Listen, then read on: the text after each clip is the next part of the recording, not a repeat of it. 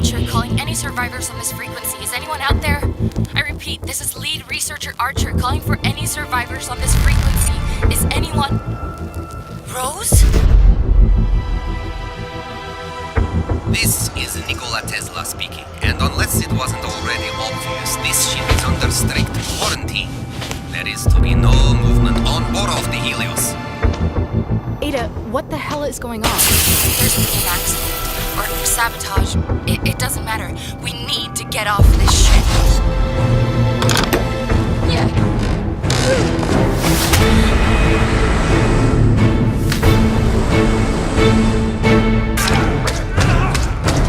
Stop! You can't run from my road!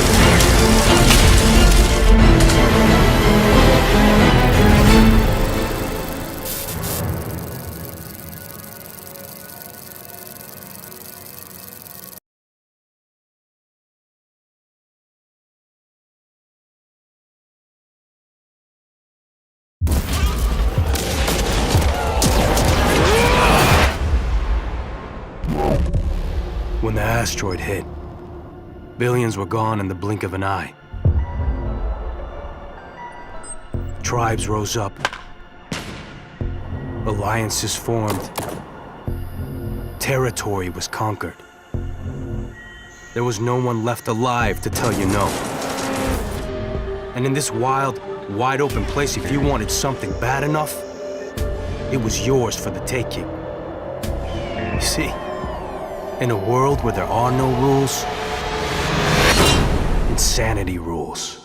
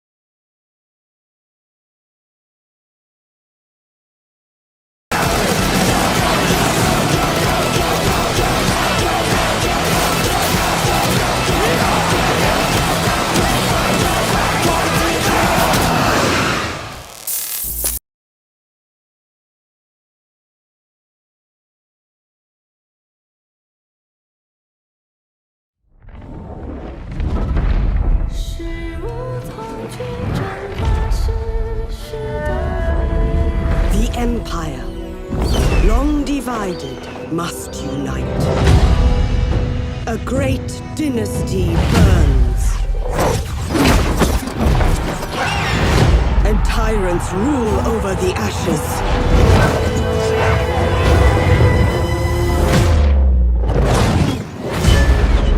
As the light dims, shadows grow ever darker. Ambition corrupts the future, and harmony shatters in the flames of turmoil.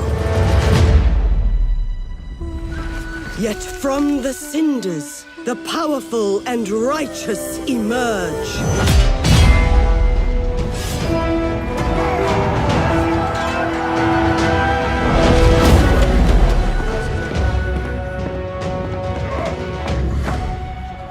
The Empire, long united, must divide, and destiny be shaped by its champions.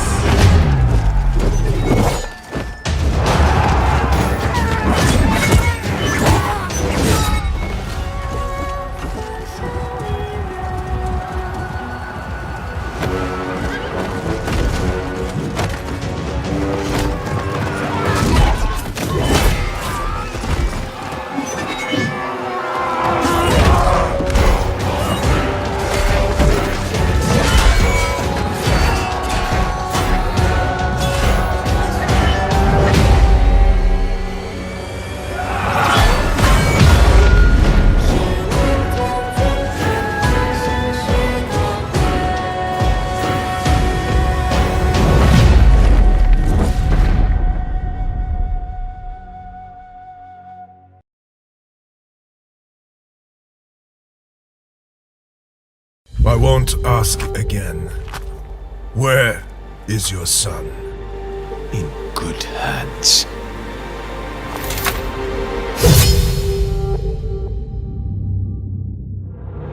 Where are we going? Come on, just run as fast as you can! Amicia de Rune and her young brother Hugo set out on a poetic and harrowing journey deep into the dark heart of the plague-ridden, war-torn Kingdom of France. Following an unspeakable tragedy, the siblings are forced to abandon their home. Pursued by the relentless Inquisition and unending swarms of ravenous rats. Is anyone there? Thrust into a brutal new reality, they will confront dangers no child should ever face. Meanwhile, Hugo is afflicted by a mysterious sickness, driving Amicia to hunt for a cure. She must do whatever it takes to protect her little brother and survive in this harsh and hostile world.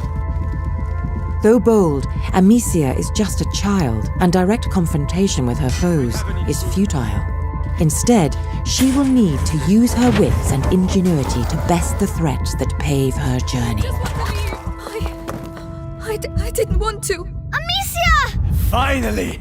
Hugo is far from just a burden. His innocence and naivety are offset by his courage, and he will prove vital in working with Amicia to overcome the obstacles ahead. Balancing light with darkness is critical to their survival. In some cases, Amicia will use this to her own grisly advantage. Though inescapable in their new reality, death is still unfamiliar to the two children, and the piling bodies are sure to have an impact on both their young minds. Do you think we are hurting them? Through their journey, they will meet those trained in the art of alchemy, who will offer alternative ways to overcome foes or open new paths. It will protect you, and is pretty too. Oh, all right. Now we can go. Thank you, Hugo. Both the plague and the 100 Years' War with England have brought suffering to the lives of all in this decaying kingdom. And over time, the siblings will meet others in similarly dire circumstances. These dark times mean they aren't the only ones forced to adapt, developing vital skills to survive an uncaring world. And Amicia and Hugo will need all the help they can get.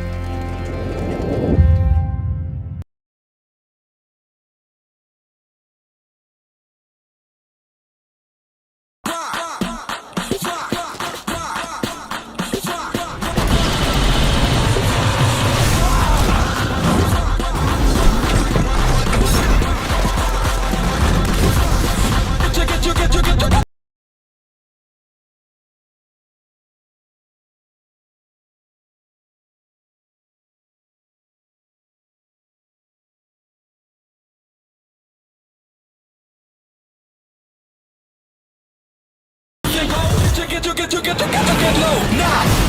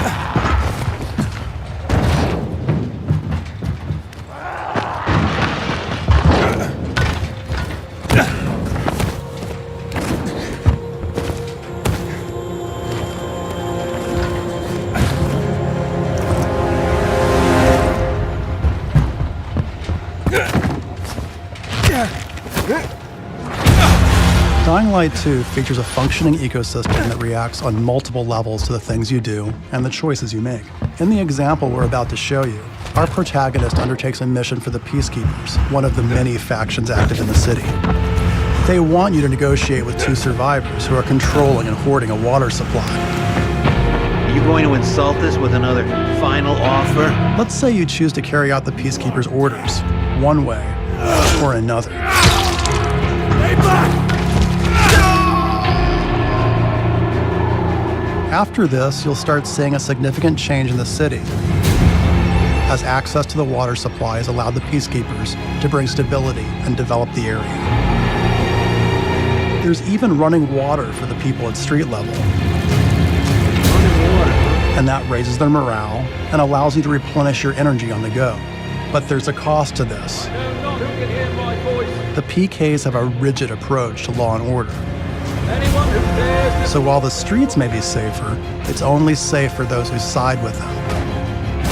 So if you get on their bad side... Now let's return to that moment of choice. And instead of killing them, you choose to team up with this group to supply water in the black market. As you will see, this creates a very different set of consequences for the city. With water being a precious currency, it brings you access to new resources and trade. But this in turn attracts the worst type of people to the area. And this is just a single decision, one out of hundreds you'll have to make. But it allows you to carve out your own world, your own city from the apocalypse. Each player's game experience will be unique. And by the way, this is just what happens in the day. At night, well, things tend to get a lot darker.